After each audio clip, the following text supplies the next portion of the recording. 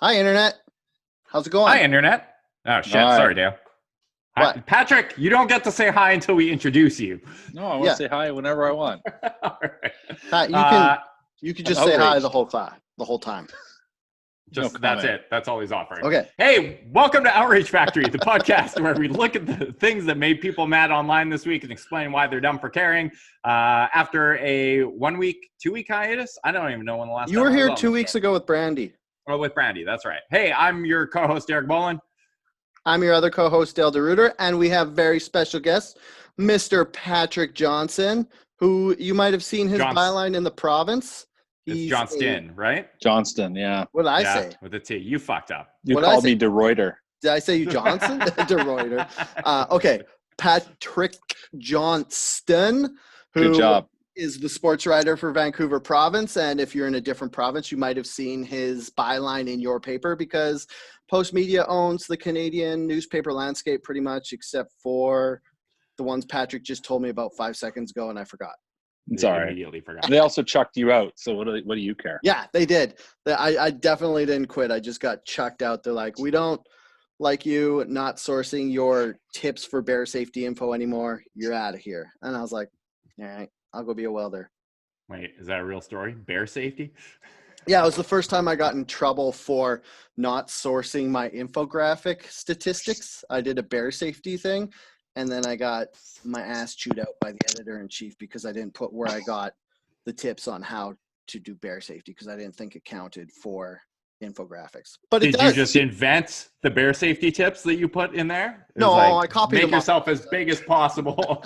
Just to be Yell clear, at you them. made a little graphic for the newspaper, had all the facts, but you forgot to put source, Yeah. Alberta government. or Yeah, whatever. exactly. Because people don't understand that because in social media right now, nobody sources anything and you don't Oh, know God, if they it's steal true or not. photos, and they're like, oh, I thought I could use it. It's on the internet. They're like, Yeah. Everything is free. It's on the internet now. Yeah, It's exactly. like this podcast. It's Yeah. democratized. Yeah, steal. Hey, if you're listening to this podcast and you want to use this podcast for whatever, we all have great opinions. Oh, yeah, Spread definitely. those far and wide. You can take credit for our opinions. You don't even have to pay us. Actually, if you want to say you said all this stuff instead of me or Derek, it would probably be better for us. Especially the racist stuff. Yeah. Which, do you think we have to retroactively go back and edit all our podcasts now that like super wokeness 2020 has happened? I'm just gonna do like a rolling, like we'll keep the last 5 episodes up and then just Yeah. delete everything before that. So it's Yeah, always you have to delete the episode 5. blackface episode, right? Yeah. Yeah. Yeah. Especially before favorite one is, of us runs for office. On the last podcast on the last Henry Zabrowski, he's always just like, I'm sorry for everything. Every time somebody tries to give him shit. I mean, I guess it's pretty good. You should just apologize straight out the gate.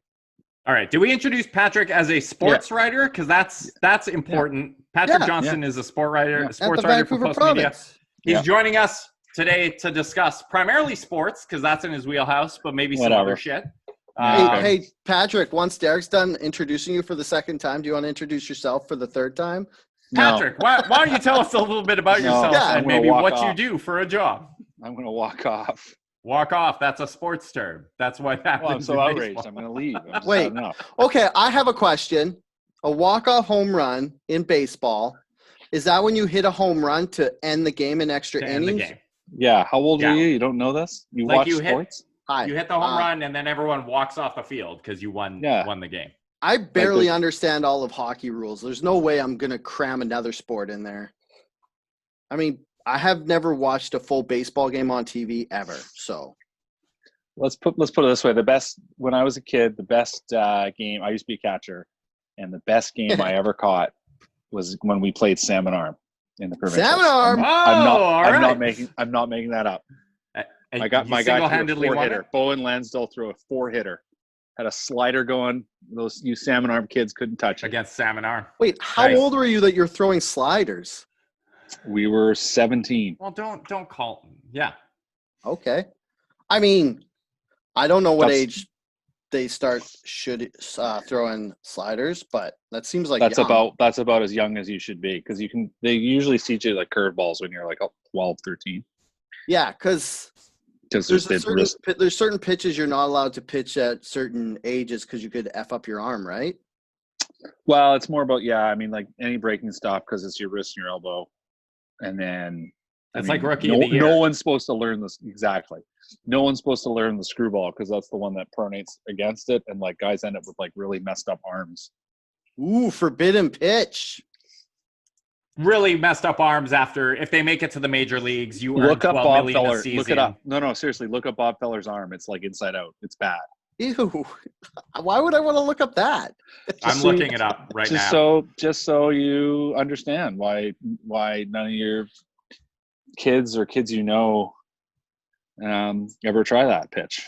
It's a crazy pitch. It breaks the wrong way. Like my buddy could throw one, and he threw it once. We were playing catch, and I literally jumped out of the way because it broke in a way I'd never seen before. And he goes, Oh, he wow. just sort of stood there, grinned. Crazy. I'm just Googling this. Hey, Okay. do we want to get ready? Can I make a personal announcement Yeah. first? Do you want to congratulate me Congratulate you on what? on my? Oh, hey, Derek. Congratulations on just getting married to a woman who's out of your league. Hey, thanks. I mean, we could have said that about any woman probably, but this one's particularly out of my league. Yeah. I did well for myself. So I got married last weekend in the United States and flew back in, and I'm now currently on day 1 of quarantine here in my apartment. Eating ramen, right? Getting delivered all the time? I did DoorDash last night because I got home and when you get back into the country, they were like, do you have groceries? Do you have medication? Do you have everything you need? And I was like, fuck yeah, no problem. And then I came home and I was like, I have no food in this house. So I just DoorDash last night and then placed an online grocery order. To Dale? Is Dale getting your groceries? Nope. I wish. He did offer, though. He asked if I needed anything, and I was going to give him a list and be like, bring all this shit to my house. But I did. Well, I mean, he could have brought you all his clothes. Yeah. He could have. They would have been the same clothes. Yeah, That's because my we point. have the same You already shirts. you guys have the same clothes, so you don't even have to do laundry anymore. You just wear Dale's clothes. Yeah. Right? Wow. That'll probably be stretched out if I wear Derek's clothes. The funny thing is, this isn't the first time we accidentally wore the same shirt on this podcast. Like 5 or 6 episodes ago, we both wore blue V-necks. You know the saying, if you podcast with someone long enough, you start looking like them. So yeah, I guess that's where we're at. I mean, anyways, you can already see my hair is going back from Derek, the podcast. Derek, it was a sensational wedding for the 4% of it that we actually got to see. Yeah. That's fine.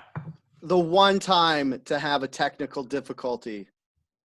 I mean, I was questioning it because it was like, they're like, okay, it was over Zoom, in case you're watching this and you didn't get to watch it. And then it was like right when Derek was going to accept Kate as his wife, it just cut out. And now we all actually don't have any proof if he's actually married or if she ran away crying.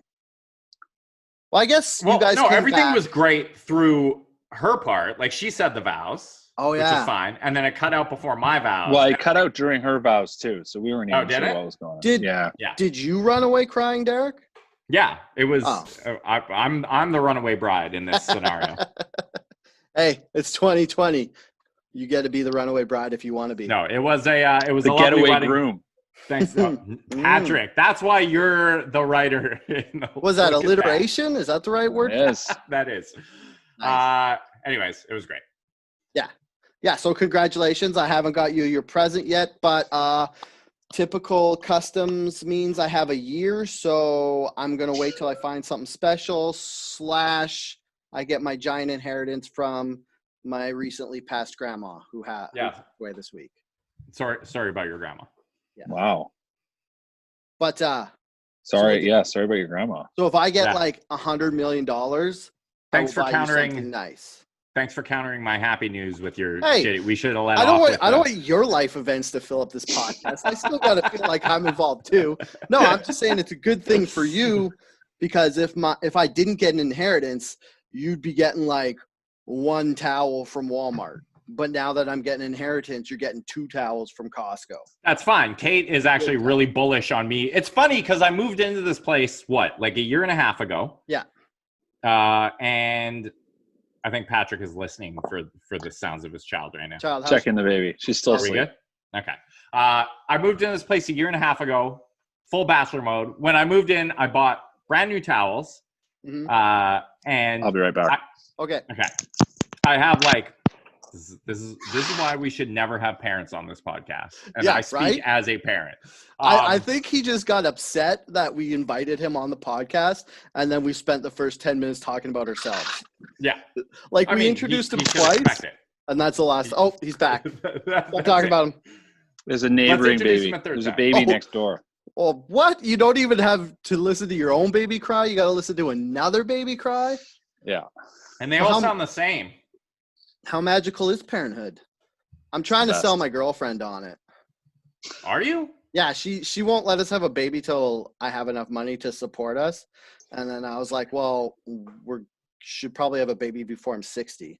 Fun fact, for like Yeah. the first year, babies eat for free. Is that true, Patrick? Well, don't- unless they can't Unless breastfeed. they don't, yeah. Oh, Yeah, unless and you then have it to do blows a hole. formula, right? And that blows a hole in your budget. Is formula expensive? I never. Yeah. Oh, okay. Oh yeah. Yeah, I know. Breastfeeding, I mean, there's literally a budget reason beyond the health reason. There's literally a budget reason. Yeah, I'll just say I'm doing it for the health of my kid, and I want to like give it an organic, spiritual, like whatever bond between the baby and the mother. But it's all because I don't want to pay for formula. Yeah. Because that's like what, $30 a bucket? I don't even remember. Do you Oh. buy it? You buy a bucket of Yeah, formula? like little tubs. It Just looks go like the protein formula? Yeah. powder. No, it comes in concentrate. You It comes mix it in with the water. yeah. It comes But in you like can a also get it tin. pre-mixed, but it's cheaper anyway. Can I The- feed the a best baby value is protein the one powder where you get it in, instead like- so I have a ripped baby? Yeah. Have you seen those Jack kids? I saw that one on the internet.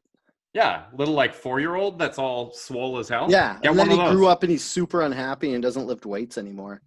Okay. Is anyone still listening to this podcast, by the way, at this Oh, point? I'd Probably say not. more people are. Once you hit ripped baby category, that's when people just come in.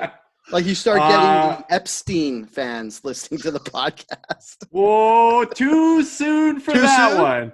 Hey, wait, is Ghislaine still alive? Ghislaine? Anyway, we're joined today by Patrick Johnston, world's foremost ripped baby expert. Patrick, thanks for taking the time. Do you want to talk sports now that we've gotten all our? Patrick, do you have any life updates to share with us? That Dale and I kind of hogged the spotlight on that one. Yeah, did you have No, any, not to your guys' extremes. you have any milestones that you just passed? Earlier this month, I hit 7 years at the province, Oh, Congrats. nice. That's a Yeah. good one. and now Makes the you- Sun. We have the same Ooh. newsroom, so Hey, don't you love how you could say you work for the two most prominent newspapers in Vancouver? The two Instead, only it's newspapers. very impressive. So few of us can do that. Yeah. Only everyone who works there. Secret burn. I got that. It's All all right. smart jokes. Mhm. What we should do is we should start off with the cash-in thing because Oh. that's internet outrage, social Yeah, media, and, yeah. People in Edmonton aren't too happy with me. and Patrick wrote the story that I read that I didn't know. Yeah, I you just I look don't at even the know- top. My name's literally at the top. yeah, but it came after that girl's name. So what happened Boland. was, No, Kim Boland is not some girl. Kim Boland is Canada's leading crime reporter. okay. Who She's Sorry. literally had Poland? gangsters threaten her life. Yeah, it's an Is A-N she- though, Derek. Is she related to me? Oh, It's an okay. A No, instead no, of Boland. no relation. No relation. Boland, not Boland. I No think relation. she's French and you're Polish. Is that how it works? Something like that. Okay. You're Polish? Yeah, I have. Boland Polish. No, the Bolin part isn't. That's the other side of the family. Because there's like Anyway. it should be a W and a Z and a C Okay. in there and a Y. Yeah, just a bunch of. Bolandwitz.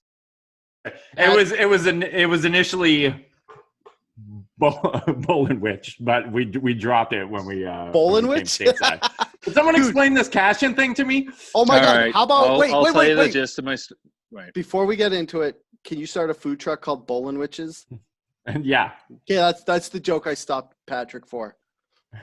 You're welcome. All right. So the story is Zach Cassian was in a photo with a known member of the Hells Angels that this guy posted to his private Instagram. And, you know, I asked the Oilers, they said, listen, Zach says it's just a fan. And that's allowed. It's going to happen. I mean, it is the risks of social media. But you know, Kim has a lot of police contacts and knows a lot about this kind of stuff. And the police certainly weren't pleased. I mean, fair enough. People come ask you to take a photo. That's how it goes. That's the risk of social media. And certainly a lot of people took it that way, and that's fair enough. And I totally understand why people have had the reaction they have. But in the end, we decided it was newsworthy because obviously public figure, Zach Cassian's a public figure, and this guy's a Hell's Angel. He's a known Hell's Angel. So, the curious thing about it was that if you look at Cassian, we were able to determine that Cassian actually follows this guy on Instagram. He doesn't follow many people. So that was a bit of a curious link. And like I said, the police wanted to talk about it. And in fact, the police were the ones that brought up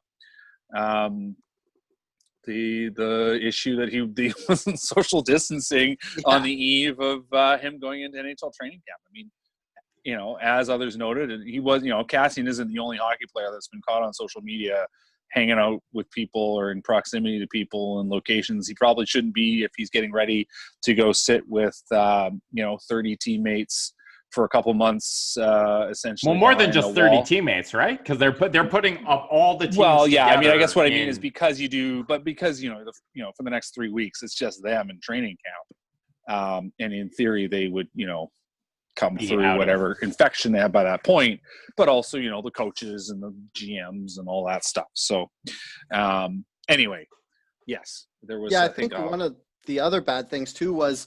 The story pointed out that this biker had been to Kelowna and a bunch of different biker meetups in the last month or so. So he's even more likely than just some random guy to have the COVID. Well, I think it's just, it's one of those ones. I mean, that was why I thought it was newsworthy, that at the end of the day, one, it's not a good dude. And two, I mean, this is the kind of situation that I think we would all agree, given all the sort of work that the public has done in keeping COVID under control in most parts of this country, for us to have granted the exception for the NHL to come, I think it was in the end, it's sort of, I think whatever else you think of the story, it showed a lack of good judgment. Good judgment, yeah. So, sorry, is there a connection between Cassian and this dude that goes deeper than just a fan? We don't know. We don't know. I mean, we could get into conspiracy theories. The team says he didn't know him, and I have to go with the team says. So there you go. But like I said, we also were able to figure out that he follows him on Instagram, and he doesn't follow a lot of people on Instagram. So whatever that means. So. Yeah, and wasn't there... off the record, Patrick Johnston, sports writer, is saying Zach Cassian. To be clear, I'm not. Yeah, it's funny that, you guys pointed out in the story, too, that a couple months ago, Cassian posted a picture of him riding his bike, and this biker actually commented on it, saying they should go for a rip. And then 4 months later, they're just in the same coffee shop. So 2 months later. Yeah. 2 months. Sorry. I'm a guy who likes conspiracy theories. So I'm just going to go all in. Understatement of the year. Zach Cassian is secretly a Hell's Angel. I would be careful saying stuff like that. And I would suggest you don't do that. Okay. I would suggest you edit that out or at least bleep it before you post this episode. He is not a Hell's Angel. But this also comes into the line, how much are sports figures. One of the things is everybody looks up to sports figures, and they're supposed to be social role models in the city and stuff. I mean, Cassian's more of a grinder, tough guy, so you maybe feel like he has a little more leeway, but should all NHL players have a no biker rule / no? Well, I mean, I get the critique, and of the fact that, again, people come up to you, say, "Can I do a photo in the modern world? What are you going to do? Say no?" And I totally understand that. I mean, Cassian's not the first guy to have had something like this happen where someone came up and said, "Hey, can I have a photo?" And so there are obviously inherently risks to that. I mean, he could say, "No, sorry, I'm not doing photos today." And then who knows? But I think there is a interesting side story to all that, to the challenges of that, because whether Cassie knew this guy or not, some people knew who this guy is, and that's sort of the challenge.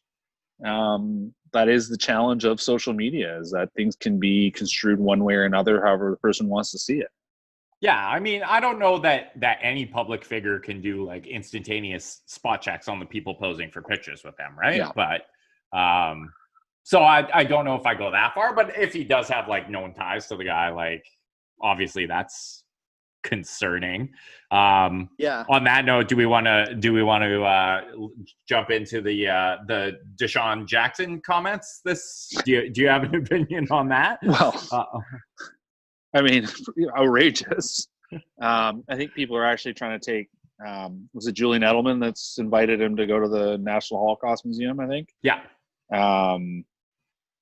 I mean, to me, that's the way you deal with situations, any situations like that, where a person gets themselves, into controversy, whether it's their own doing or not. Obviously, John Jackson made an active choice to say some very anti-Semitic things. But I would say that, Edelman's saying, listen, I want you to understand what you're talking about. I don't think you understand what you're talking about. And to me, that's the way you handle the situation.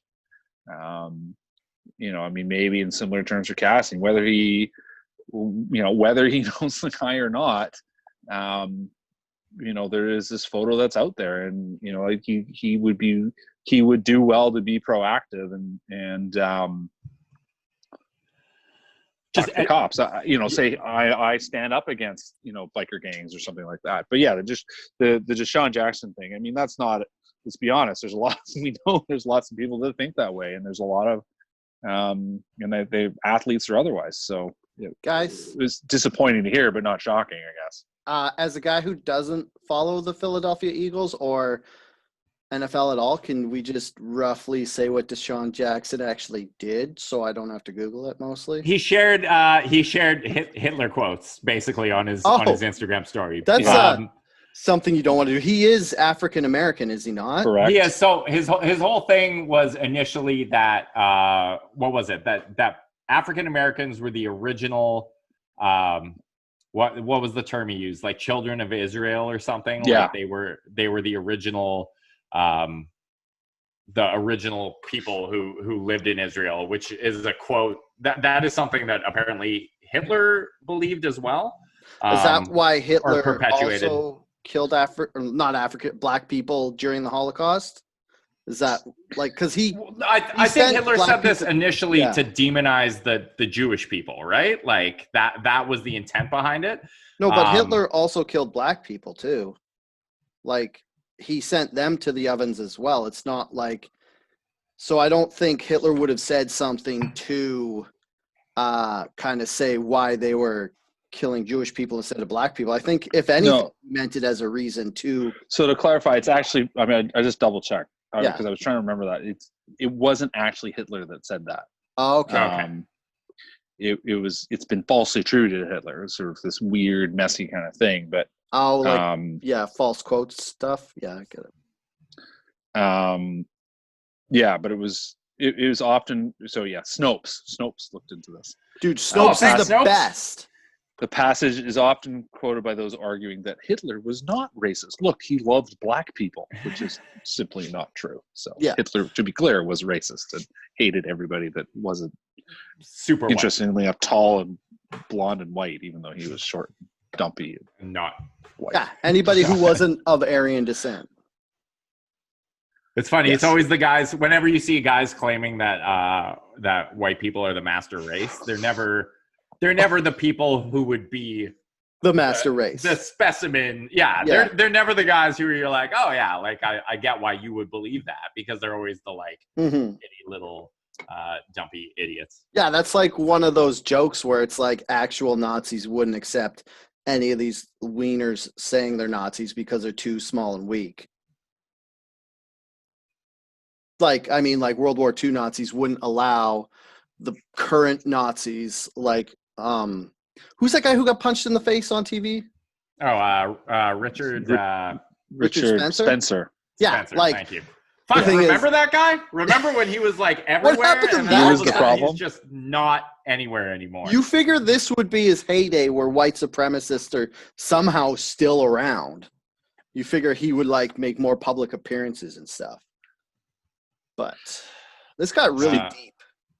I thought we were going to talk about sports, not. Well, so I want to take it back to sports now. Okay. We didn't get too far from it, but Patrick, I wanted to talk to you because you made a comment about how the NHL was going through all these lengths to basically protect their players and not have it. We saw Jake Virtanen got fucking busted being in celebrities nightclub not too long ago, and then we did see a couple situations where like basically every team, I think to some extent, or a lot of teams have had COVID outbreaks or players or trainers test positive. And I wanted to ask you, as a professional sports writer, how likely do you think it is that we actually see these teams get together and play games and be able to run the entire course of the remainder of the NHL or NBA season without another shutdown or an outbreak? Because right now, it's like I just don't see how that can happen. The Blues story, 2 weekends ago, I think was the one that gives you pause, because it was a reminder, like if they can get through this month and get to Toronto and Edmonton without it, if they can get there healthy and they start there healthy, they're going to be fine. They can get there.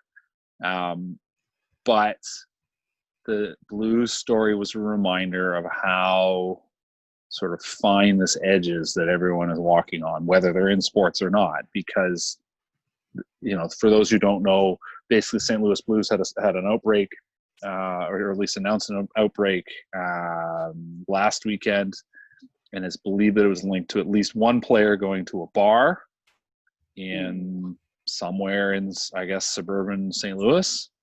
And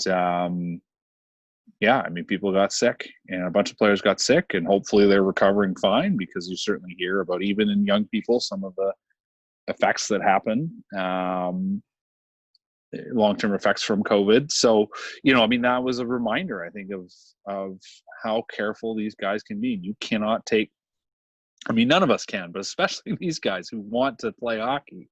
Yeah. They can't take a step wrong. And I think that was part of the discussion, for instance, with Jake Virtanen. I touched a little bit on my reporting. I didn't go too closely at it, but the team said, we addressed it with Jake. And, that came out to be that, they talked to him about the reality. It's not just about you. It's different. In many ways, it is different if one of us were to go out, Derek, when you're healthy and have finished your quarantine. But, one of us goes out and, let's talk about, we know the manager of the Belmont, right? Like, we could go have a drink with Don Faulkner, and they had someone visit a couple of weeks ago that apparently had it. Now, as far as we know, nothing else has happened there. Thankfully, that's the case. And if you go back to your own little, say it's just you that goes out and you have just yourself in your bubble, but you go out, you get exposed, and you're not exposing anybody else at home. But that's like, that's such a rare scenario. And the reality with these players is that they're going to be in close contact with each other, and they're going to be in, they're trying to sort of limit their interpersonal contacts right now, but they're going to be on the bench, and they're going to be in practice, and they're going to be on a bus, and they're going to wear masks whenever they can and wash their hands and do all that. They're going to do all these preventions, but there's risk nonetheless. And so, when a player goes out, it's not just exposing himself, he's exposing his entire bubble. And that's the challenge. And, I think most of the players seem to understand that pretty well. And it's a Sunday, so I guess they're all clearing their quarantine today. And as far as we know, no one's tested positive. Certainly initially we were told, and I think we we talked to Bo Horvat on Thursday, and I think he said, as far as he knew, nobody had tested positive.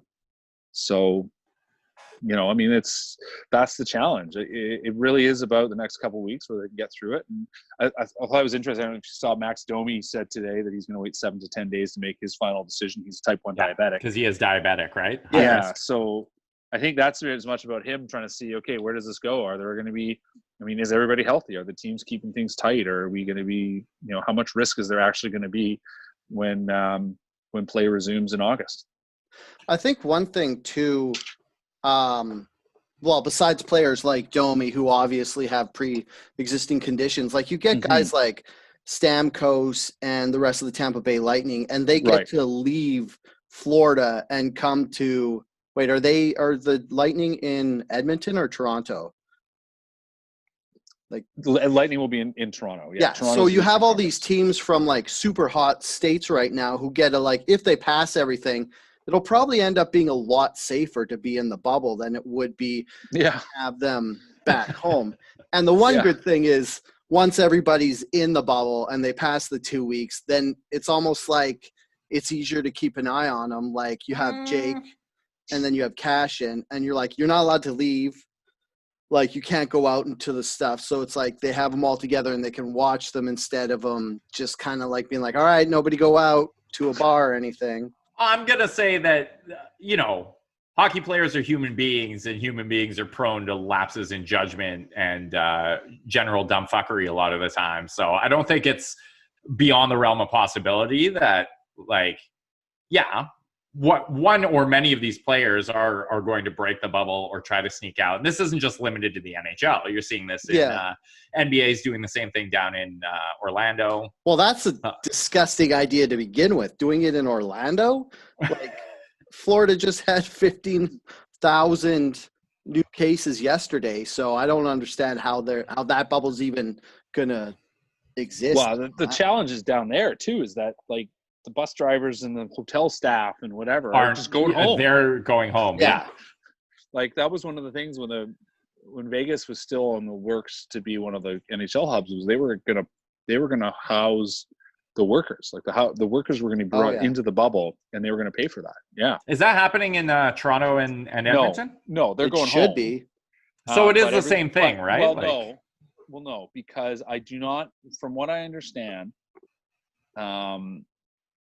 the NHL, everything is socially distanced. So it's PPE for all the staff, and like literally like leaving food available. Like they're not standing in the same spaces. There's obviously some risk because they're inside, but it's pretty hardcore. And also people are going to be going home to essentially low COVID environments. I mean, the reality is that Florida, there's COVID everywhere, and people are just going home. And as far as we can tell, people aren't taking the rules seriously. People are taking the rules pretty seriously here. You're right. I mean, it is still some risk, but what I was told essentially is that there's basically, if you were, I mean, I don't quite know how the food works, but presumably you're going to get some sort of delivery that you can pick up or whatever, and there's going to be a place where it's available from. But you're going to have, or you're getting room service delivered to outside your door, and you just there was that video of the hockey player who was like, this is what it's like, and he was picking up his room service. That. Yeah, okay, well then that's what it is. I can't remember what player it was. I mean, that's part of a lot better. I mean, that is part of the appeal. Staying in a hotel is that the hotels are designed for room service, right? So and another thing too is like you're going to have the one or two players who will take a dumb risk because they don't take it as seriously as everybody else. But if you have the whole team together, like nobody's going to tell Sidney Crosby, hey, I'm going out and I'm going to risk your life just because I'm a fourth liner. I don't care. Where it's like there might be the benefit of some self-policing among the athletes where they're like, hey, don't go out. You're risking all of us, and and if they're all together too, they might want to just like hang out and do activities with each other instead of like when they're at home alone and they're bored. I mean, it's thinking on my part. I admit that fully, but I feel like it can be. I feel like if I was a NHL player and they're like, you get to go to a bubble in Edmonton, and I was from anywhere in the States, I'd be like, that is infinitely better than staying here. I mean, that's what they should have. I mean, they should have just done the whole thing in Edmonton, because like, what the fuck are you gonna do there? Like, just put the bubble in like the shittiest cities where there's nothing else to do. Yeah. I mean, at one point I did hear. I'm still not sure if they were totally joking. I think they might have been half telling the truth. The NHL looked at so many options, that the most obvious NHL city to play would have been Winnipeg. Yeah. Because they have like but they have I mean they have like Edmonton, Winnipeg, that's it. Like no one's going out, no one's putting anything at risk because like where are you gonna go? Yeah. Well, I was here in Winnipeg, but here they would have been like, oh my God, I want to go outside. Yeah. I want to go to the seawall. Do you know why they because I know Vancouver was in the running for a while. Why did they end up vetoing it had to do essentially with how the NHL wanted to treat close contacts if someone tested positive. And I think basically the way I understand it was the threshold the province had for shutting everything down was a lot harsher than what the NHL wanted. It wasn't that the NHL wasn't prepared to shut down, but they were just, I mean, that's what it came down to, was that they just, their threshold was higher in terms of how you handle, you know, I mean, I've read their protocol and it's pretty straightforward. Like, you know, the first person test, if it were to happen, the first positive test, there's a process for confirming the test, but the moment you test positive, you're removed from the situation. And then they would look at what they called close contacts, which they're determined. I mean, I don't know off the top of my head, but it's anyone that they were within 6 feet for like 15 minutes, or thereabouts. And I don't know necessarily what the provinces, exactly how the difference was for them, but that basically, you know, they'd start observing those people, and you know, in the end, it's that's what it came down to. And I think the NHL's policies, which, I mean, I'm not an infectious disease expert, so I haven't. What? That's 90% of the reason we brought you on this show. Why are you here?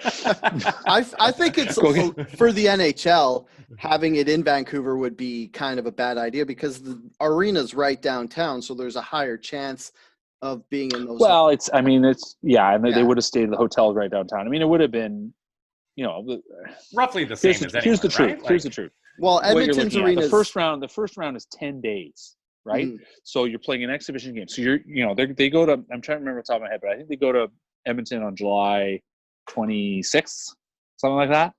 So if the four teams that lose in the first round are going to be going home by August 12th or 10th. You know, like they're only there for 2 weeks. So you're immediately cutting back. You're cutting back from 12 to 8 teams almost immediately. And you know, so and then they're playing these really, you know, they're playing basically really fast schedules. So, you know, the longest you could be, the longest you're going to have 8 to 12 teams is like a month. 3 weeks. Okay. So, you know, I mean, that's obviously a long time, but like, I think you can manage it because these guys are playing and they're going to be practicing and, you know, they're going to have some downtime, but most of the downtime they're going to be, you know, they're expected to stay at the hotel. I know that, you know, certainly in Edmonton, part of their pitch was saying, look, we can organize all these trips and we can go play golf and all this stuff. And I was, you know, I mean, I don't know exactly what they would have done here, but I was certainly under the impression that was the same kind of thing they'd be doing.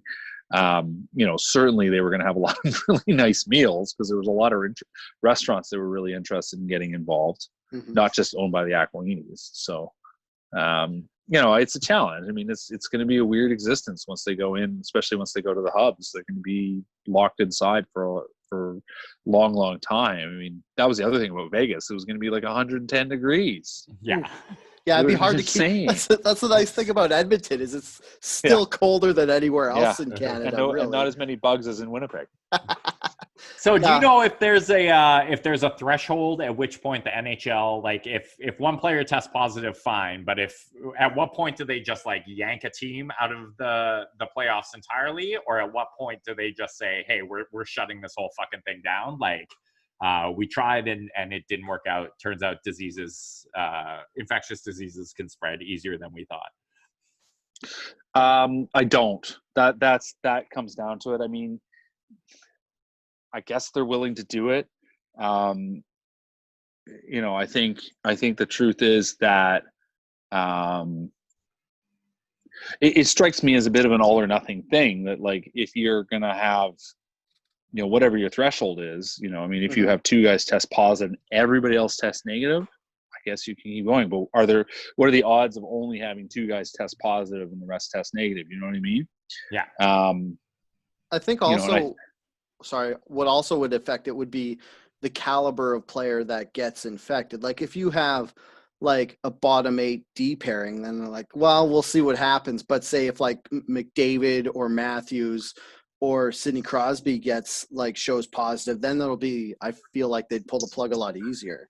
Well, I was going to say that would be interesting to see it be like the great equalizer in the playoffs, because we've seen how injuries can kind of tip the scale. But if you have like a marquee player or 2 or 3 from a team get knocked out, and is that affecting the odds setting at all? Like, are they? Yeah, I mean, it's funny you mentioned about this, like, depending on who gets infected. I mean, like, if we remember the mumps story, it didn't become a story really until Sydney showed up with a face that was over here. Yeah, I mean, the odds are going to be very sensitive to that kind of information. I mean, I do think in a way that is actually part of the reason why the NHL is insisting they won't reveal who tests positive. Who tests positive. I mean, they're saying privacy concerns, yada yada. All right, fine, but I have a sports question. I mean, it's going to be pretty fucking obvious when a team starts like running their backup goalie through the duration of the playoffs. Where's that guy? Right? Oh no, we think he gives us a better chance to win. Yeah. He's Where's we're going Sid? with a hot hand. Oh, Sid needed a break. He's tired. Like with soccer, they started doing this like a month ago or something, and I was asking my brother about it because I don't watch soccer and he does. And do you watch any sports? You don't really I watch hockey. He watches hockey. And barely, but he was saying that when soccer started, a whole bunch of people got injured, just like torn muscle, or not torn, but like stretched muscles, and basically injured all the time off. Or I don't know why I did air quotes there, but all the time off. Do you feel like we're going to see something like that here, where we're going to see a bunch of players like pull some hammies? And well, groins are always the problem on the ice, and it's summertime ice. Which they are. Right? Yeah. I mean, when we were sitting there waiting, never knowing when anything would ever come back. Yeah. One of the things that I noted along the way, I follow a couple sports scientists on Twitter, and one of them is a guy who does a lot on running and on rugby. And he found a study that basically suggested in rugby, which is obviously a high contact sport, a lot of endurance, a lot of, very similar kind of physical demands to hockey, because a lot of, repeat and hitting hard and needing to carry a lot of strength in a lean body. Actually, I guess rugby isn't a lean body, but anyway, that's hockey. But basically saying that to be physically prepared, you needed 6 weeks. Yeah. And so I was sitting there thinking, okay, well, you start extrapolating it out if the NHL actually does that. And I think they basically have. They're basically, they've had guys on ice for a couple of weeks now on their own.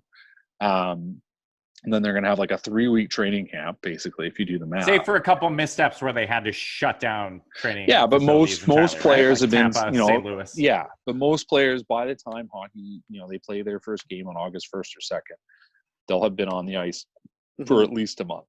So from that standpoint, they should be ready. We'll see how the legs go. I mean, there's always challenges at the beginning of every season for many players, but to me, it's really once the season gets going, because there's not a lot of time for rest. They're not traveling as much, which certainly, is a good thing, because players, I mean, the NHL teams, it's insane. They travel. They get on a plane right after the game when they should be resting and recuperating. It's crazy. Yeah, especially like Chicago, who's in the Western Conference. And they have to fly all the way over any here. Team in the West. I mean, the Canucks actually haven't been among the league leaders in travel for a number of seasons, but the teams on the West Coast travel a lot more than teams in the Northeast. There's no doubt about it, especially, on just repetitive flights. They've managed, they sort of structure their trips now that they're never on a crazy long stretch necessarily after any one game. In general, teams shouldn't fly after the games, and yet they do. So that obviously not doing that's going to be a big advantage, but they're still playing every other night. And the energy, the caloric output that these guys do every night make it really hard for them to actually recover, let alone actually maintain weight. So that's, the other challenge. But then again, you're only playing playoffs, so you're kind of winnowing away. And, it is a bit of a battle of attrition from that standpoint. So, I think that's what you'll run into more is just fatigue injuries, just because they're going so hard. So with that in mind. Oh, sorry. Yeah, go ahead. Go ahead, Dale. I was gonna say, like, with the schedule, the way it looks right now is every team's gonna play every other day. Nope. Like watch. We good? Yeah, they're gonna do kind of like 6 games a day from the East and the West bubble. So it looks like the teams will be playing every other day. Is that going to be better or worse? Like because in the season you'd play like. It's not far off. I think the average, I did it. I can't remember I did it, but on average, you're playing every 2.5 days in the NHL. And I wrote a thing way back when, basically arguing that, one of the things the NHL should look at, with everything being affected the way it is they should just, like, players should trade fewer games for a salary cut, and there'd be a way to juggle that with escrow. They did it all wrong, and I haven't brought it up since, but yeah, they did it all wrong. Yeah. Well, players don't understand like how it works and why they're doing it, and the owners are just like, awesome. The owners are actually won for once, because usually it's the players winning on labor negotiations. But anyway, yeah. So Dale, it's honestly it's better than playing every day. Yeah. But realistically, I think players would be better off playing every third day. They may not like they like the rhythm, I think, of playing every other day. But they're in this weird, like I said, this weird world where it's like they have so much sort of output in a game. Yeah. That it's they eat right away, and they're spending all their time getting all the calories back in, but they're playing this, they're falling behind forever. They're trying to it's really hard for them to sort of stay on top of actual being peak fitness, which could make the playoffs interesting, because the players have all been sort of able to they've all been recuperating and resting for and the nice thing by is, the time like, they play, it'll be months. Everybody's healthy again. Like, we got the Canucks have Markstrom back, and they had someone else and Furlan back, and all these teams have, except for some who have some, like, most teams. Yeah, there's a few guys that are going to stay home, but most teams are going to be at full strength. So, so what kind of? I know this has been pretty hot. Oh yeah. Derek's internet bites it again. Like that. Derek, you just shat out for like 20 seconds. Oh. That says my internet connection is unstable. But just it was me. Repeat your question, please. Okay, hey. For those in the back. Long-time listener, first-time caller. How do you think this impacts the timetable for the NHL season in 2021? Has the NHL given any indication of what they say their plan is to start in December. It's crazy. They're going to have training camp in November. They're going to have, I think, the last day for the Stanley Cup Finals like October 2nd or something, potentially, and then they're going to then they'll have training camp in late November, and they'll play games December 1st. And then are they going to have a shortened season next? No, they're going to do 82 games. They said. Yeah, so they'll run. I guess they'll run. They may have some like creative scheduling solutions, but I'd imagine they would do probably the same way they're doing now, where every other day. But they would do like everybody, like maybe they do like baseball, where they have like little mini series where the teams play each other 5 times in a row before moving. But we'll doubling up 2 games, like doubleheader games back to back. Yeah.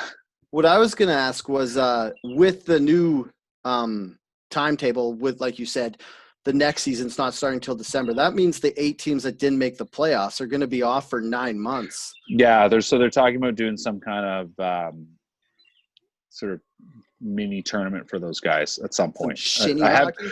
Yeah, they haven't had it. The relegation tournament. Tournament. Yeah, there hasn't been anything officially said about that. But the worst 8 teams in the league playing each other, I'd be interested. And then the bottom 2 from that they fold the franchise. and they'll award the COVID Cup to the winner. Yeah. The COVID Cup. The Sacco. So that's hockey. What do you think about, especially leagues with much stronger American presences like MLB, NFL, NBA? Do you think we realistically see an NFL season this year? I say no. Fans in stadium or no, because they like shortened the preseason and then they removed it entirely. I think they've I don't know what the fuck they're doing with training camp. It seems like a very tenuous situation. NFL's hard because there's so many players. Unless you can get them, you know what I mean? 2 months ago when we thought maybe a lot of these places kind of had things under control, I think, I was totally expect the NFL to play. I don't know. I mean, it's one of these ones where our ability to sort of self-assess public risk to any one of us is really weird to figure out, because one, we live in Canada where we have high levels of social capital. We trust each other, and we have a public health system that works, and we've been able to keep things low and we don't live in these insanely segregated communities, and we don't live in this paranoid universe. So in the US, I mean, I don't know where most football players live, but well-paid football players surely live in very strange sequestered communities that are COVID free. But the wealthier I don't know how to judge probably these things. Not. So I don't know what the level of exposure for NFL players is. I'd certainly know the community is not good, but we also know that the people who have been most affected by or most at risk of infection are low income immigrants. This may be changing, but for the most part, rich white people don't get sick. So I presume rich athletes don't get sick either, because that's how America is, sadly. Mm-hmm. So, I don't know. I mean, the NFL strikes me as challenging just because there's so many people involved. There's so many players on the roster, active and otherwise. There's so many staff behind the scenes. It just strikes me as a real challenge. That said, there are internally, defense and offensive players don't hang out. That's just not a thing. I don't know. It's challenging. I mean, it's a contact sport. These guys are getting right in front of each other's faces. It's different even from hockey or soccer. Soccer or baseball, you're automatically socially distancing from. Yeah, it's by design, right? Yeah. So, I mean, baseball is crazy because they want to travel around. The challenge of getting the Blue Jays sorted out is the biggest one around, which tells you everything, because the Blue Jays are basically we can't quarantine for 2 weeks if we're going to play. Yeah. And they're like, that's tough. That's how this works. So, well, they're talking about relocating them to Buffalo or something. I don't think they really want to do that, because the stadium, there's a really nice stadium. I actually went past it when I went into Buffalo earlier this season for a Canucks game, to cover the Canucks game there. But it's not, by all accounts, it's small. Obviously there's no fans, so you could reorganize stuff. You could do it, but apparently the lights aren't actually really good enough. They had lights installed 10 years ago, but they're essentially the older lights now are all LED, right? They could probably just replace those, couldn't they? Well, I don't know if they could. Do they have the equipment to do it in 3 weeks? You know what I mean? The timeline might be too short. I don't know. But apparently that's what stood out to me, because there's some decent hotels in Buffalo, and they're right there, and they've got the stadium. It's not and I think the infection rate's really low there, so the public risk isn't that great. We'll see. I mean, I think if the Blue Jays have to, this is the other thing, they could conceivably play at their spring training facility in Dunedin, but that's in Florida, and Florida, of course, is a golf show. So yeah. But it's also set up, it's actually literally wired and set up for TV broadcasts, because they do it for Sportsnet in spring training. So that's true. I don't know. I mean, baseball is really, their testing rate's been there's very few guys that have been affected. There was the one, what was it? Outbreak on the Phillies, I think, had one at their training facility. A while back, yeah. The Phillies, that's right. But I think baseball's since good too because they play it outside, because they're saying that's it. Yeah. one of the things with COVID is outside it's harder to catch in it's the just sun the fact too. they want to travel everywhere. Yeah, that's true. And so that's the problem. But I think we just we trade the Blue Jays to Buffalo for the Buffalo Bills. Done deal, permanent. Canada gets an NFL franchise. No, and you want the Bills? Oh, well, no, I mean, if I had a pick of an NFL team, Outrage. They would not be my first choice. I say we give them the Blue Jays and we take the Sabres and make the Sabres the Nordiques. What? Oh, Dale, there you we go. got enough hockey teams here, No, man. we don't. Canada deserves an NFL we need the franchise. Nordiques more than we need the Blue Jays. I mean, I probably just lost all our listeners who actually like the Blue Jays, but I would watch the Nordique or the Quebec Sabres more than I watch. Let's turn it over to the kids. Derek. Yeah. What's your son's favorite sport? What's Noah's favorite sport? Yeah. I mean, he likes all of them, but probably hockey, football in that order. Football. He loves playing He loves playing baseball. He likes watching. That's everybody. Everybody loves. So the Raptors baseball. need to work on him, is what you're saying? Because I thought you were going to tell me that he loves the Raptors because there's the first Canadian championship of his lifetime. He likes, he got like momentarily excited about it, but he's moved on. He's a white kid from the Canadian suburbs. Like basketball is like, all right. That's true. But that sounds like racism. No, it's just he's. Are we gonna have to edit that out? Outrage. No. Nothing's getting edited, guys. Come on. No. Noah likes all the sports, but for sure hockey is his first one.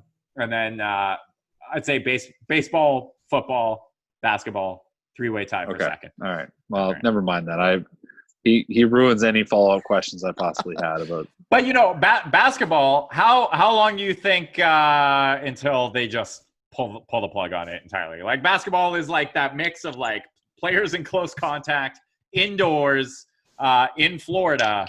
Lots of sweat. Well, did you see Joel Embiid, how he showed up? No. He was in like a full hazmat suit. Was he? Yeah. No, if they all take it that seriously, they're fine. Yeah. Yeah.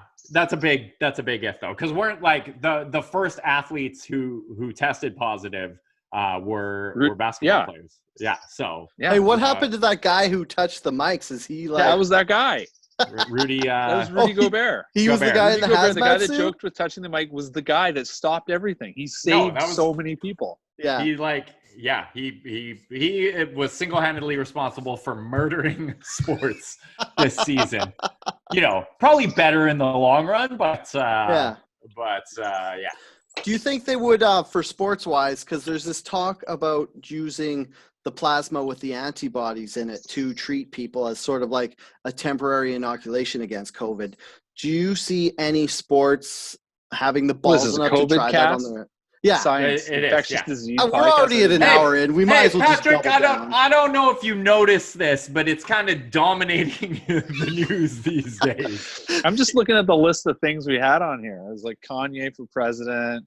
Oh, we should talk about Europe don't want no stinking Britons to visit.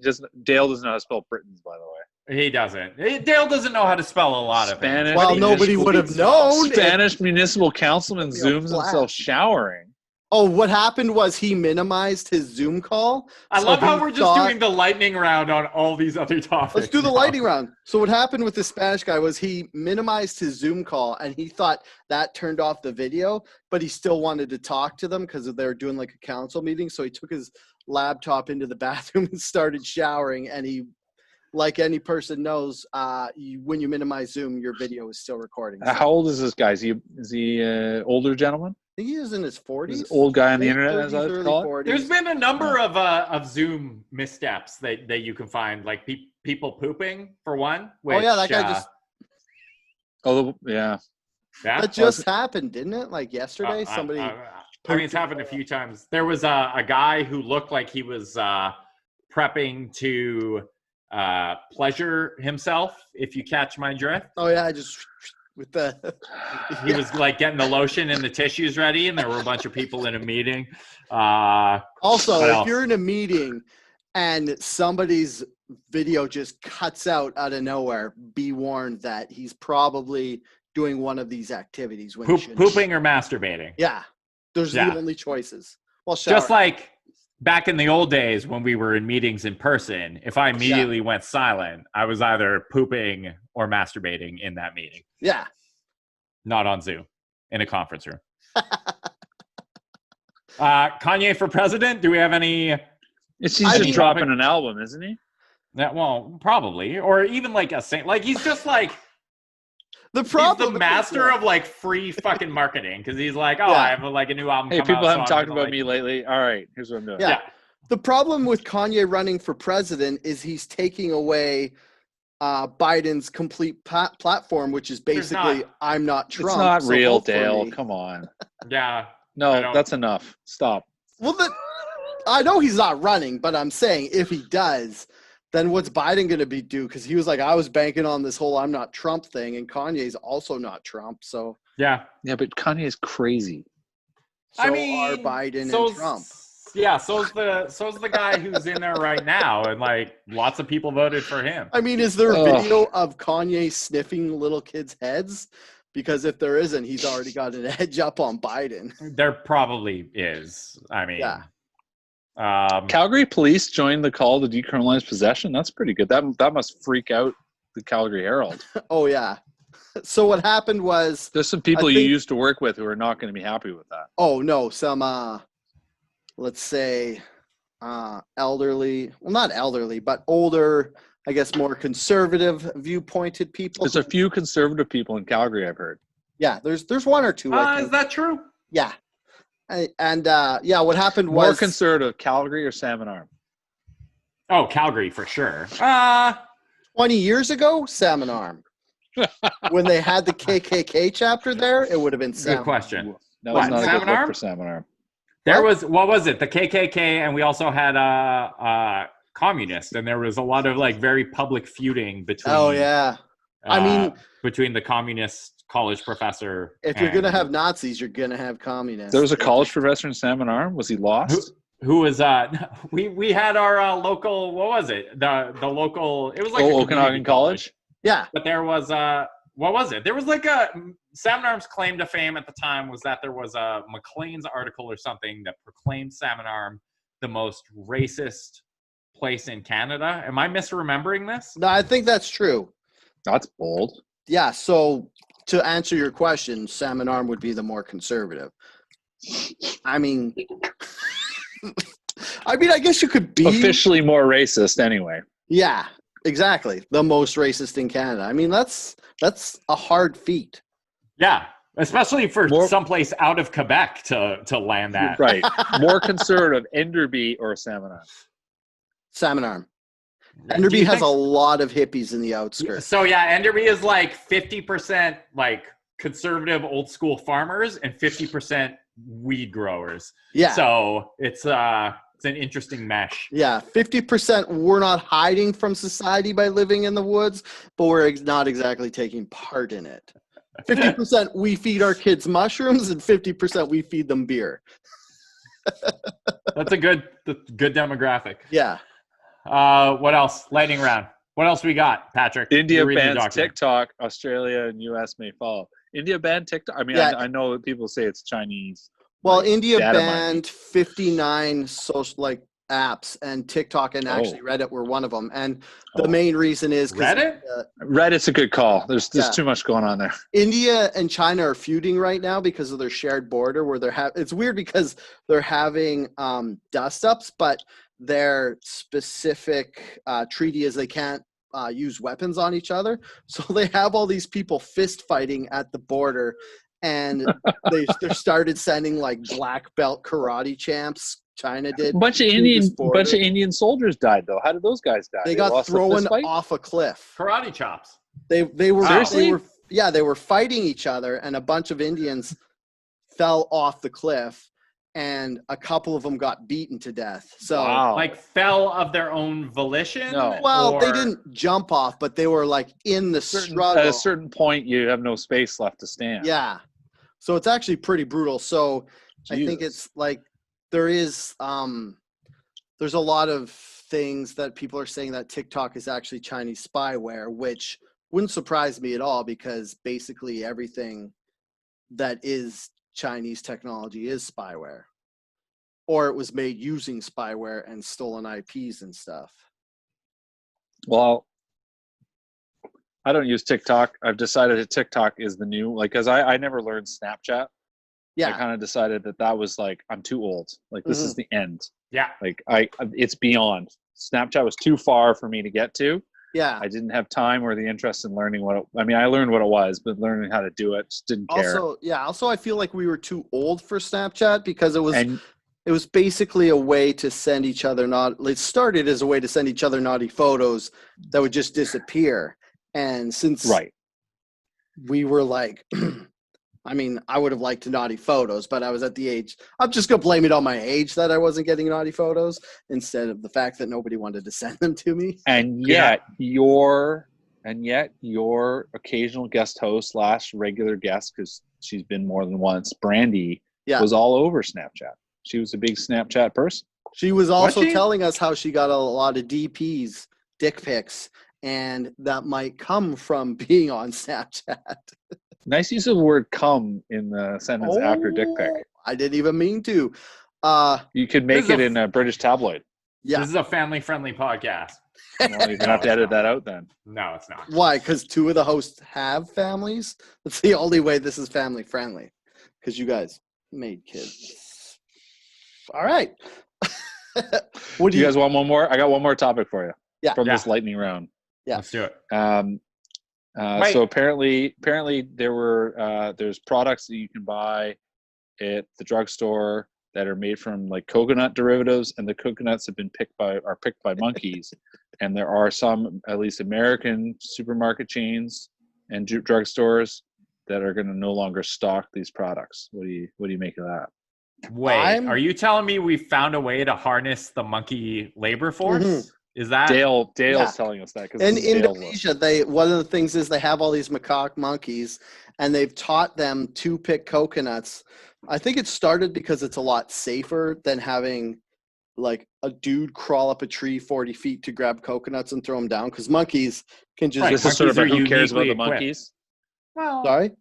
I mean, is it mistreating a monkey to make it do something that comes naturally? Well, see, this is a whole other conversation, because one of the things they were saying was these monkeys are slave labor, which means, but can you have an animal as a slave labor? Like, if the monkeys were paid a salary, would people feel better about this? Yeah, or if they were. Does a monkey know how to spend money? Is a better question. They do. Like, if we pay them a salary. No, yeah. You guys not know about the chimps and prostitution? What?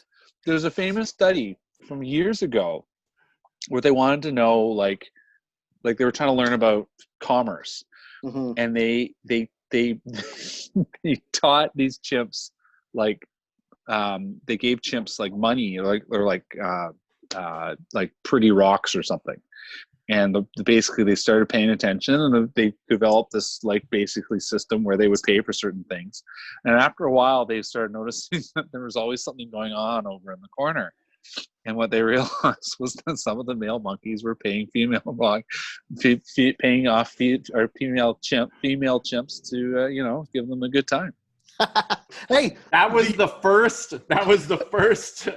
economy they developed was the sex trade. Hey, they say it's the oldest profession in the world. Exactly. Oldest also the first one monkeys resort to. They shouldn't use monkeys. They certainly shouldn't have slave monkeys picking coconuts. I don't think.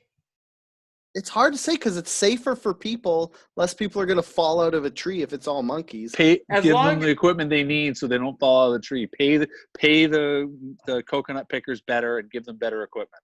Okay, well that's easy. I mean, that's a good argument, because you're like, you're all going to have to accept that your coconut-based products are going to cost more now. Are we willing to give human jobs to monkeys? Like, are we all? It was initially AI that was going to take everyone's jobs, it's and the now monkeys, it's like, yeah. do we have to worry about? We were looking the wrong direction, and the monkeys came up and took everyone's. That's a Somebody very certainly good needs point, to organize the monkeys, that's for sure. Like, think of how many people, when faced with the financial burden of introducing robots into a factory or just going and grabbing a whole bunch of monkeys and setting them up instead of AI. Like, we could, like you said, just get blindsided and we wouldn't even have to worry about robots. We just have monkeys. It's a self-replenishing resource, too. All right, this feels like the world's longest podcast. Do they usually go this long? Oh, well, they go longer. We're only at an hour and 10 minutes. Is your child still sleeping? No, because you're about to see. Oh, hey, baby. Hi. That's a very cute baby. That's super cute. She's much cuter than Molly. Hey, Pat, did you take your baby to your barber? No, Derek's. Oh, hey, let's talk about that Wayfair thing. Then we can let you go, Pat. How's that Wayfair thing? Did you guys see this? It's fucking wild. I looked it up on Snopes. It's half the dumbest thing that ever happened. So what happened was Reddit is to blame, as they are for everything. As they are. Reddit's always to blame. Someone on Reddit was looking at Wayfair and they found. Or QAnon. Yeah. They found a 4chan. There's some overlap here. A closet insert or something that was for $100. They were cabinets. And then they found a similar one that was $10,000. And they're like, why is the price difference? If this is for child trafficking, I would be very upset. Like, they just said that as a throwaway joke. And then everybody was like, wait, why are they? And then once they had that kernel, all the conspiracy theorists jumped on. They're like, they're naming these things with the kids that they are. So here's the weird thing is that somebody went through and like matched these prohibitively expensive cabinets and the names on them were the same as like children who had recently gone missing or been abducted or something. Oh, but and they were like drawing these parallels. Snopes pointed that out and they found out that one of the parallels, like one of the things that it's named after, was a child who went missing in 2013. Who had has autism, since been found. And then a year later, and then a couple weeks later, they found she'd drowned in the creek. So what is the conclusion really that Wayfair has so many products that they're really just trying to build the algorithm, trying to find the people who would pay $10,000 for these cabinets and selling the same cabinets to me for $100. Their excuse was the $10,000 cabinets were industrial cabinets. Industrial, like fireproof cabinets, which probably holds water. So there's water. No story, is what you're telling me. It was a very weird coincidence that somebody took a lot of time to construct this story. And and then have you been on the internet, Derek? I know. I should not be surprised by it. Yeah, and the thing is, I think what Wayfair spent a lot of time on a lot of things. I think what Wayfair was. Some of them are great for us. Well, and the shitty thing is that, like, after Wayfair got called out for this, they immediately pulled the products off their website, and they were like, "We're gonna adjust the listings to like make it more apparent that we are charging. We're not child trafficking missing children." Yeah, exactly. But like by pulling them off the website, that just reinforced everyone's suspicion. Where they were like, "They're doing it. They got busted, and where are we gonna buy our children now, guys?" They pulled the cabinets off, but there's So there's Pizzagate, and first there was Pizzagate, now there's Cabinetgate. Yes. Cabinetgate, yeah. It's weird how much, and I know that like child and like sex trafficking and child trafficking. I recently started watching the Epstein thing on Netflix, which is fucking crazy. But like, it's become this like huge, like, isn't that a major premise of the whole QAnon thing? Is that like Trump has one singular mission, and it's to like smash this global child molester. Remember my conspiracy theory from 2 weeks ago when I said in Trump's second term, he's going to go after the Epstein ring and expose all the child. Yeah, that's QAnon. That's the QAnon thing. That's what Trump's going to do when he gets reelected again in November. That's why it's stupid, because we know it's the other way around. Yeah. And also, if you could buy a he was going undercover to you got to watch it's 4D chess. Yeah. But if Wayfair was selling kids, all someone would have to do to prove this wrong is just buy one of those things. Yeah, exactly. That's why conspiracies never work, children. I went straight to Snopes, and Snopes said it's not true. It's all a coincidence. And good. I'm glad, Dale, I'm glad you're not believing everything you read on the internet. Yeah. I mean, if we want to talk more about conspiracies I do believe in, I am always willing we to do not want to do that. You guys should do a feature every week where it's just called Conspiracy of the Week. And just reveal some crazy stuff. Ooh. You see how immediately excited my Dale language. got. I We're love gonna end up conspiracy being just theories. like B grade Alex Jones. I on might listen to this podcast like more often if there was a conspiracy every week. Alex Jones did leave a conspiracy power vacuum. No, Alex Jones. No, fill. he can't. It can't be anything to do with Infowars. Can I scream? Yeah, you can do whatever you want. Okay. You just can't. You New can't idea for have show. him in anything because they're not conspiracies. He's just making stuff up. Yeah, Dale screams and makes stuff up. I love it. Isn't that most conspiracies? You just Yeah. like make a bunch of shit up and like. Why do you think No. I like conspiracies? Patrick, one more thing for the lightning round. What particularly made you angry this week? Oh God, nothing. Okay, perfect. You live a What made charmed me life. mad this week? You live a charmed life. I don't think I yelled about anything on the internet this week. I'm No. trying not to yell.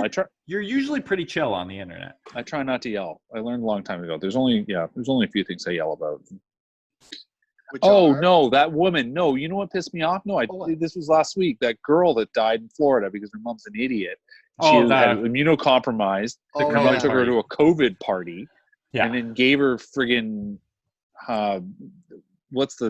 whatever it is, the stupid Hydrochloroquine? Hydrochloroquine. Yeah. whatever it is, and then the other one, the the college antibiotics student. somehow she acquired. Oh, I was so mad about that. that is Yeah. pretty dumb. I mean, like maybe I could see a parent doing it. No, I couldn't even see a parent doing it to like it's a normal child. irresponsible. Like that's But like, insane. yeah, Go to your doctor and listen. Go to the doctor and listen to what your doctor has to say because your doctor knows a lot more about all this stuff than you do. Didn't you hear Stop that? reading shit on the internet. Doctors are all in the I'm not gonna pocket do that. of big pharma, and the medical establishment can no longer be trusted. And all I can trust is YouTube videos. And that's it. Have That's you where I get my seen medical advice right Plandemic? now. It's all a fix. Hey, did you know Plandemic got taken down finally? That's good. Good. 100. Fucking, It's been like- taken down so many times, Dale. Should have never been there. Ridiculous. Yeah. All right. All right, Hey, boys. Patrick, thanks so much for joining us. Great to finally get you on the pod and talk about sports with you for an hour. And Well, I'm glad we have finally talked about something outrageous. Yeah. truly outrageous. To all our Also, your listeners, shirt. Truly outrageous. you got to coordinate better next time. Yeah. Thanks to all of our listeners for tuning in. I've been your co-host, Derek Bolin. I've been your other co-host, Dale DeRuiter. You can find us on the internet at Outrage Fact Pod across all the social medias and Except if you- Snapchat and TikTok. Except Snapchat, and We don't have we're TikTok. not What on about TikTok? yet. No We'll be there. TikTok. Dale's gonna dance. No. Dale's gonna do some of those dances on TikTok. If you head on over to our Patreon and donate some money, Dale will do dances on TikTok and post them for you. Yeah, sure. Uh, If you put $5, I will do a video of me dancing, but I won't put it on TikTok. Shirtless. I'll put Shirtless. it on the Shirtless. YouTube channel. He'll do it shirtless. Nobody wants On to top see. of that, Dude, I they do. were gonna put money till you said shirtless. Now nobody. I'm gonna donate money. I'll donate money. Why not? It goes straight back to you anyway. That's a loophole. It is. And fuck, is there anything else? If you like the podcast, rate, listen, subscribe, review, tell your friends about us. Where can people find you, Pat? Oh yeah. At Rising Action Mm-hmm. on Twitter. And Nice. Dale, this is the song Dale will dance shirtless. Dale, pop that shirt off. Oh, I will not be objectified for you. yeah, at Rising Action or provincesports.com. Nice. Anyway, Cool. I turned the music off. All right. I can still hear it. Oh, really? All right. Thanks Let's for forget- joining us, everyone. Until next week. Stay angry.